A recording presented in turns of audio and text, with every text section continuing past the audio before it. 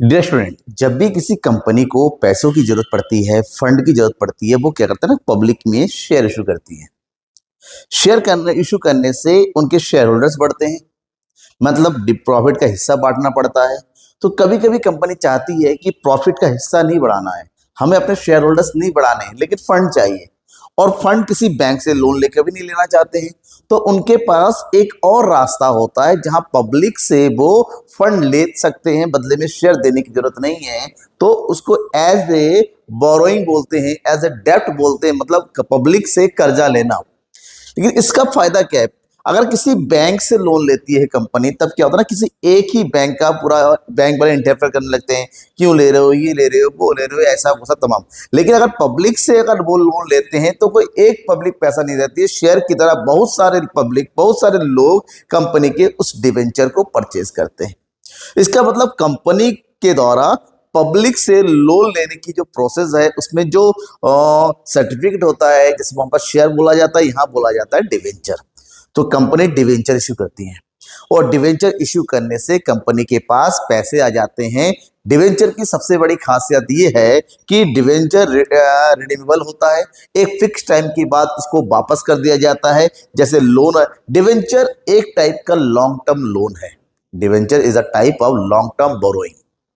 मतलब साफ है कि जैसा लोन का रेट ऑफ इंटरेस्ट फिक्स होता है, लोन को एक फिक्स टाइम के बाद वापस करना होता है, उसी तरह से डिवेंचर के पैसे को भी एक पार्टिकुलर पॉइंट ऑफ टाइम के बाद, मैच्योरिटी पीरियड के बाद वापस करना पड़ता है। और साथ ही साथ डिवेंचर का रेट ऑफ इंटरेस्ट जब डिवेंचर इशू किया जाता है ना, तभी फिक्स कर दिया जाता है कि इसके ऊपर इतना इंटरेस्ट दिया जाएगा। और public fix interest, redeemable time fix होने के कारण पब्लिक इसमें पैसा भी खूब लगाते हैं।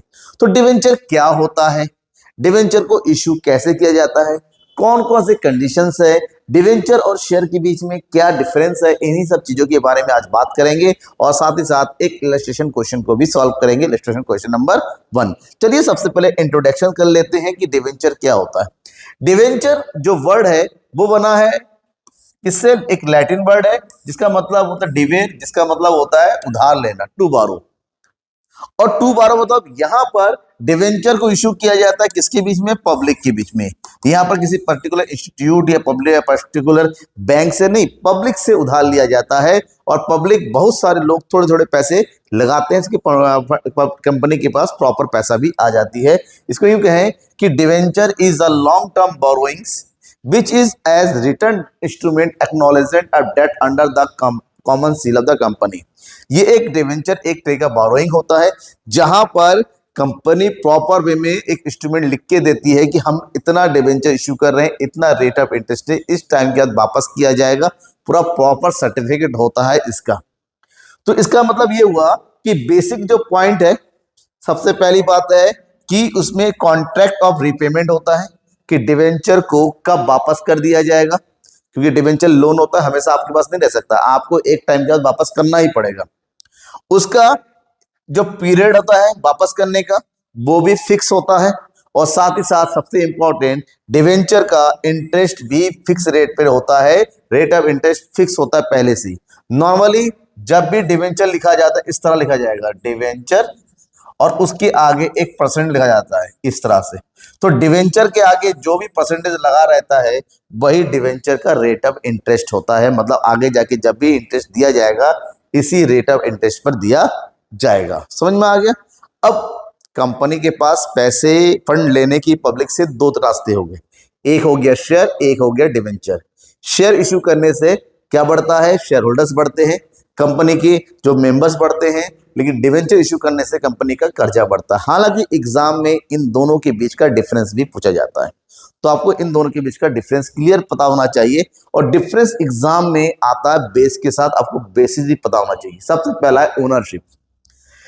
जो शेयर है, difference between the share and debenture, जो शेयर होता है ना, शेयर कंपनी का ओनरशिप है, it is the part of the own capital, ये कैपिटल का एक पार्ट होता है। बट डिवेंचर क्या होता है, एक्नॉलेजमेंट ऑफ डेप्ट, ये एक उधार है, एक टाइप का लोन है। कौन सा लोन, लॉन्ग टर्म लोन, जो लंबे टाइम के बाद वापस कर दिया जाएगा।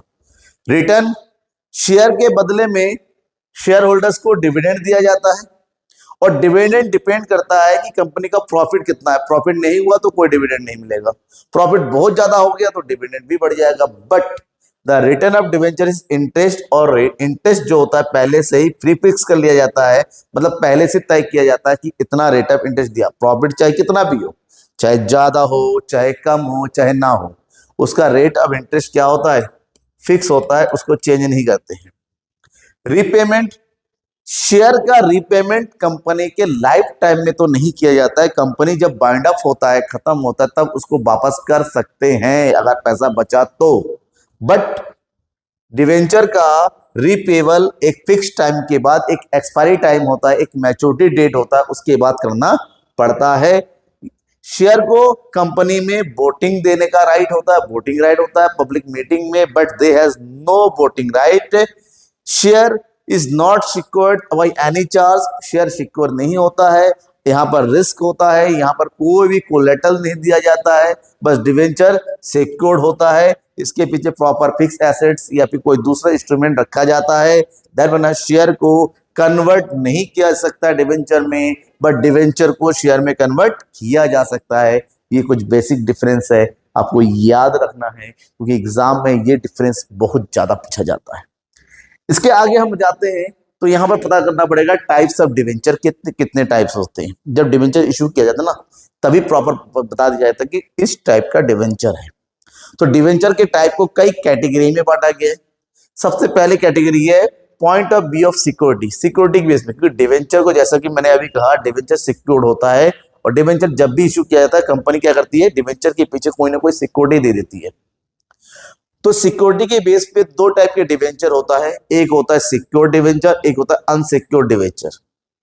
सिक्योर डिवेंचर का मतलब होता है डिवेंचर की वैल्यू, डिवेंचर के पीछे कंपनी अपना कोई पार्टिकुलर फिक्स एसेट को एज ए कोलेटरल रख देती है, एज ए मॉर्गेज रख देती है, इसलिए इसको मॉर्गेज डिवेंचर के नाम से रखा जाता है। मतलब कंपनी ने अगर 10 लाख रुपए के डिवेंचर इशू किया तो उसके पीछे 10 लाख रुपए या उससे ज्यादा का एसेट्स मॉर्गेज रख दिया जाता है कि अगर पैसा नहीं रिटर्न कर पाए तो कंपनी के उस पर्टिकुलर एसेट्स को सेल करके पब्लिक का पैसा रिटर्न किया जा सकता है। बट अगर डिवेंचर इशू करते वक्त इसके पीछे कोई भी नो मॉर्गेज हो, कोई भी मॉर्गेज ना हो, कोई भी सिक्योरिटी ना हो, तो उसको अनसिक्योर्ड डिवेंचर के नाम से जाना जाता है, क्योंकि यहां पर कंपनी का नेम एंड फेम ही काम आता है। दूसरा कैटेगरी है टेन्योर के अकॉर्डिंग, लाइफ टाइम कितना होगा।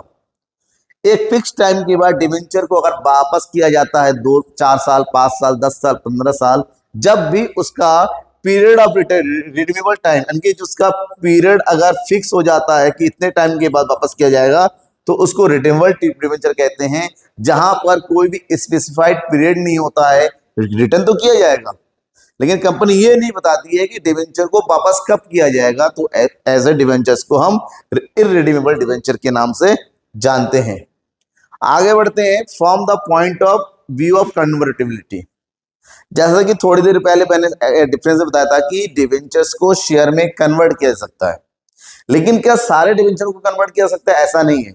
कुछ डिवेंचर ऐसे होते हैं जिनको ये फैसिलिटी प्रोवाइड की जाती है कि एक स्पेसिफिक पीरियड के बाद अगर आप पैसे वापस नहीं लेना चाहते हो तो आपके the debenture can convert into shares, उसको डिवेंचर को शेयर में कन्वर्ट किया सकता है। बट ऐसे डिवेंचर जिनको कैन नॉट कन्वर्ट, जिनको कन्वर्ट नहीं किया जा सकता, उसको नॉन कन्वर्टेबल डिवेंचर के नाम से जानते हैं। फिर होता है coupon rate point of view. Coupon rate का मतलब होता है एक फिक्स रेट ऑफ इंटरेस्ट, एक फिक्स रेट ऑफ इंटरेस्ट। जिस भी डिवेंचर का रेट ऑफ इंटरेस्ट पहले से ही फिक्स होता है उसको स्पेसिफिक कूपन रेट डिवेंचर किया जाता है। लेकिन कोई कोई डिवेंचर ऐसा होता है जिसका रेट ऑफ इंटरेस्ट पहले से फिक्स नहीं होता है, उसको जीरो कूपन रेट इंटरेस्ट के डिवेंचर के नाम से जानते हैं। और नेक्स्ट है रजिस्ट्रेशन, रजिस्टर्ड डिवेंचर और बियरर डिवेंचर। रजिस्टर्ड डिवेंचर वो होता है जो किसी स्पेसिफिक पर्सन के नाम पर रजिस्टर्ड होता है, लेकिन जब डिवेंचर को किसी स्पेसिफिक नेम के साथ रजिस्टर्ड नहीं किया जाता है तो उसको बियरर डिवेंचर के नाम से जाना जाता है। क्लियर। इसके आगे अगर हम बढ़ते हैं next, issue of debenture. Normally share को जब मैंने पढ़ाया था लास्ट वाला चैप्टर, मैंने बताया था शेयर को दो केस में इशू किया जाता है, issue of share at par, issue of share at premium. But debenture को तीन केस में इशू किया जा सकता है। एट पार मतलब साफ है कि इसका जो फेस वैल्यू होता है और इसका जो इश्यू वैल्यू होता है, यू कहें मार्केट वैल्यू जो होता है। अगर एट पार का मतलब होता है डिवेंचर का जो रेट है मान लो 100 रुपए है और उसको इश्यू भी 100 रुपए में किया गया है, तो उसको बोलते हैं issue of debenture at par. दूसरा केस है एट प्रीमियम, मतलब फेस वैल्यू 100 है लेकिन जब इश्यू किया जा रहा है 120 में, तो यहां पर 20 रुपीज का क्या हो जाता है, प्रीमियम हो जाता है। और बाद में issue of debenture at discount, और यहाँ पर फेस वैल्यू 100 है लेकिन पब्लिक में इश्यू जाता है 80 रुपीज में, मतलब यहाँ पर 20 रुपीज का डिस्काउंट होता है। ठीक है, ध्यान में ये रखना है कि तीनों केस में डिवेंचर इश्यू किया जाता है। ये याद रखिएगा, जब इश्यू एट प्रीमियम होता है तो अकाउंट ओपन किया जाता है सिक्योरिटी प्रीमियम रिजर्व और उसको नॉर्मली एंट्री में क्रिएट किया जाता है। बट डिस्काउंट कंपनी में एक टाइप का लॉस होता है और लॉस को हमेशा डेबिट किया जाता है और डेबिट किया जाएगा, एक अकाउंट ओपन किया जाएगा वहां पर और इस अकाउंट का नाम है discount on issue of debenture account. इस नाम से एंट्री करते हैं और इसको क्या करते हैं, डेबिट करते हैं। कौन सी वाली एंट्री के साथ, जिस एंट्री में डिवेंचर को ड्यू किया जाता है। नॉर्मली कोई केस नहीं दे रखा है तो अलॉटमेंट के साथ किया जाएगा। ध्यान रखना, डिवेंचर को इश्यू करने से रिलेटेड जो अकाउंटिंग होती है, इसके related accounting same to same वैसी होती है जिसका जैसा कि शेयर का था। मतलब यहां पर भी वेरियस कॉल्स होते हैं, जैसे कॉल्स होंगे किसके, application, debenture application, debenture allotment, ठीक है, debenture first call, debenture second and final call. इसमें भी वेरियस कॉल्स होते हैं और हर कॉल से रिलेटेड एंट्री होती है।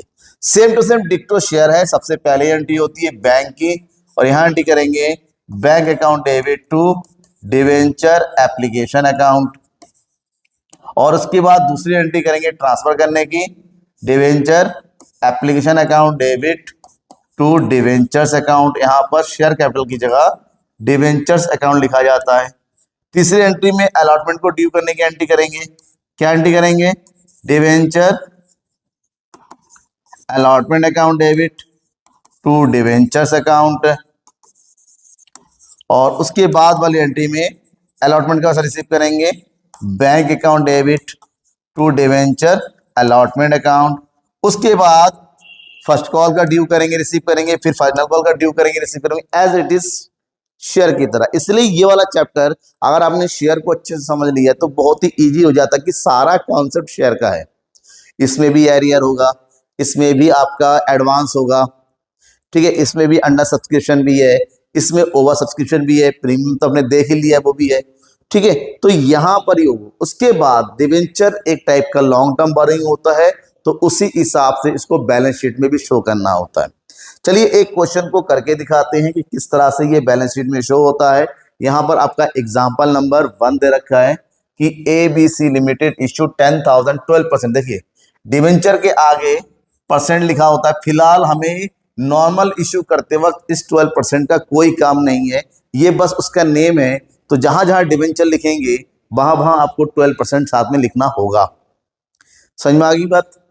Of 100 each payable as 30 on application and remaining amount on allotment. 30 application का हुआ तो अलॉटमेंट का कितना हो जाएगा, 70 रुपीज, क्योंकि 100 रुपए का डिवेंचर है, ठीक है। The public applied for 9,000 debenture. Public ने 9,000 के अप्लाई किया, 10,000 इश्यू किया था, 9,000 के अप्लाई किया, मतलब 1,000 नहीं हुआ, तो हमें सारी कैलकुलेशन 9,000 के हिसाब से करना है।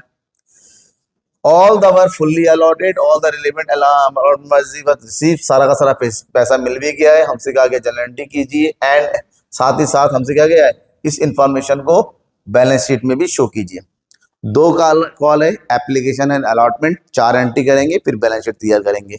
सबसे पहले एंट्री होती है एप्लीकेशन मनी रिसीव करने की, तो एंट्री करेंगे हम यहाँ पर बैंक अकाउंट डेबिट 9,000 डिवेंचर है 30 रुपए के हिसाब से, 9 तिया 27 और बचे 4 0, 1 2 3 4, तो यहाँ हो जाएगा 2,70,000 टू 12% डिवेंचर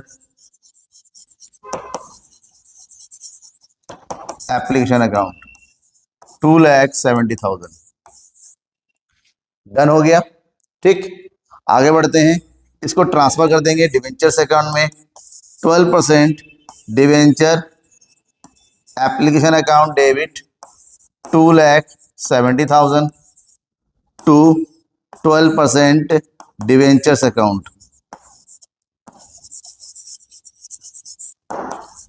ठीक है, ये हो गया 2,70,000। क्लियर हो गया। इसके बाद इसकी जो अलॉटमेंट है, अलॉटमेंट को पहले ड्यू करेंगे। 12% डिवेंचर अलॉटमेंट अकाउंट डेबिट कितना है, 70 रुपए। तो 70 को 9 से मल्टीप्लाई करो, 963, तो 6,30,000 ही हो जाएगा। ठीक है, टू 12% डिवेंचर्स अकाउंट 6,30,000। यहाँ पर भी सारा पैसा आ गया है।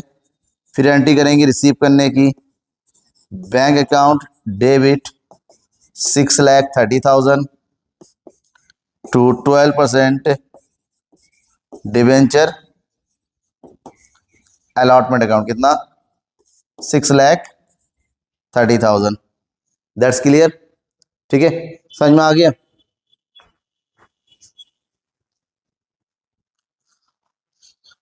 अब एंट्री होने के बाद हमसे कहा गया है बैलेंस शीट भी तैयार कीजिए।